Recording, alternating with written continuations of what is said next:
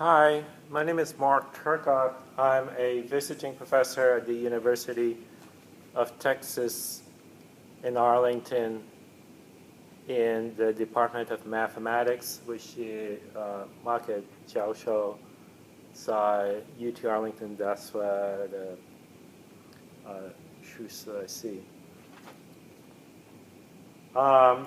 Today, in this unit, I'm going to be discussing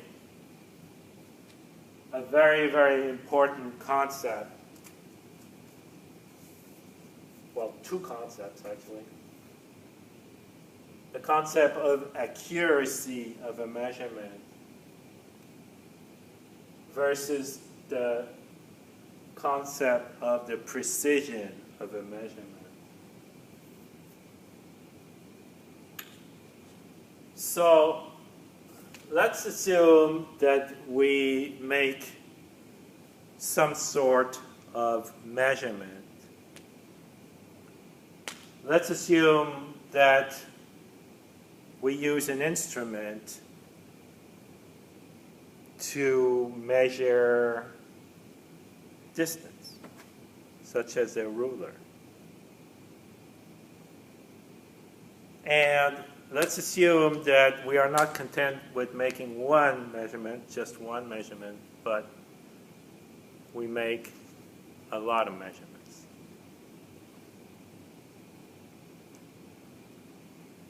So if we make many measurements of the distance, then we have a long list of d, then one measurement, another measurement, and so on and so forth. From 1 to all the way to n measurements. These are distances. But there's the idea that the distance that's being measured, let's say the distance in question is the length of a table. There's only one true length of the table. The table does not have a different length every time you measure it. It is just that every time you measure, you get a slightly different measurement. But the length doesn't change. There's only one true length. So let's say that on a plot, every time we make a measurement, we indicate this is distance here on the x-axis. We go up one marble like this. We make a little box. That's one measurement, and that measurement was at distance, let's say, d1. And the next time we make a measurement, it falls here, d2. And the one after that is over here, d3. And let's say the one after that is d4. But then let's say the fifth, number 5 measurement happens to be over here, so we put it on top. The 6th measurement could be over here. The 7th measurement could be all over here. And so on and so forth, and so on and so forth. Let's say that the plot, and this is known as a distribution, looks like this. Then it's very peaked. See how narrow it is. Now the question is, so now I'm going to erase that. The question is, so it looks like something that's very narrow like that. The question is, how does that relate to the true value? Well, let's say that it happens to be that the true value is centered on the mean value of all the measurements, and that these measurements scatter very little about the true value, then that would be both a precise measurement because the scatter is small, the spread of the distribution is small, but it's also accurate. Aha. What does accurate mean? It's accurate because the mean value of the distribution is close to the true value. It's lined up. So the true value is over here. The table has only one length.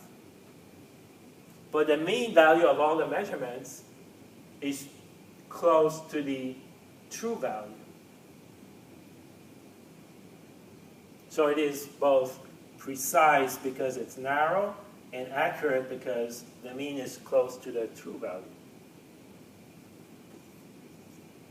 Well, another distribution that could come out of our measurements is this distribution. So here I have a case where we build up the distribution, we put our marbles on top of each other like that, and we do a lot of measurements. The true value hasn't changed, but the distribution is wider. Wide. So the mean value of the distribution is still close to the true value. So we say that it is accurate. Right? It is accurate.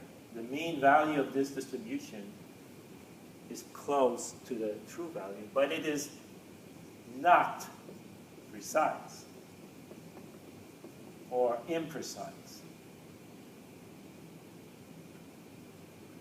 It is not precise or it is imprecise because the width, the spread, the scatter about the mean is large, so the distribution is wide.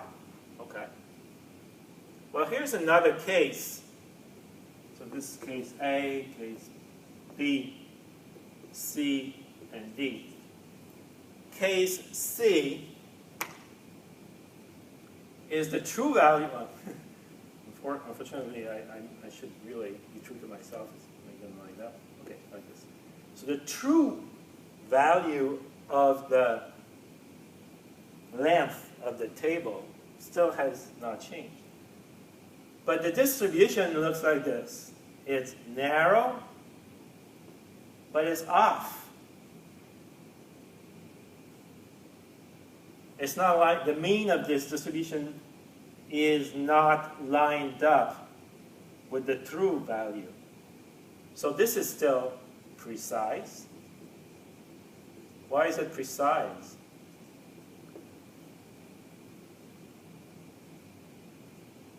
Anyway, because it is narrow. But it's not accurate.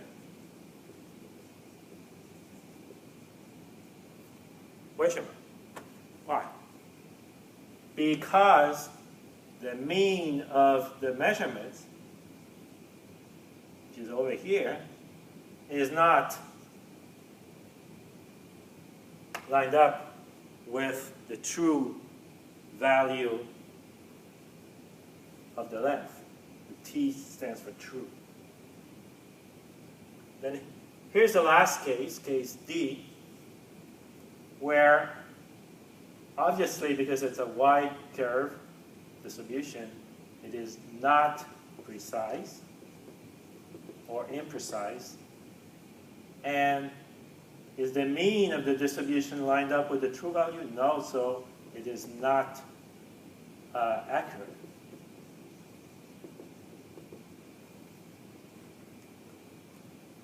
So the question is, what can the experimenter do about making a good measurement? Well, you can choose to use a device that will be very precise, like a very fine ruler with fine divisions on it. That way you will make sure that the spread will be small. But to control accuracy, you have to have a device that measures without offset. That is, a device that has no bias built into it. So therefore, you could calibrate your ruler against a standard, a gold standard, that is a ruler that would be kept, that would be measured, the length of which would be measured in some other way, and would be kept at constant temperature, and so on and so forth, in controlled conditions. That way you could ensure that your measurements are accurate. I mean, that's for measuring length. But accuracy has, the concept of accuracy has to do with the concept of a bias. That is something that is biased in the way the measurements are made. That is something that's off.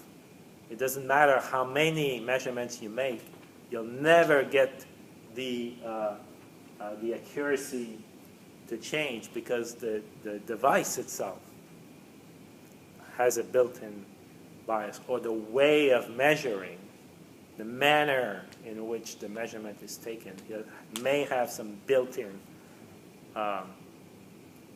bias.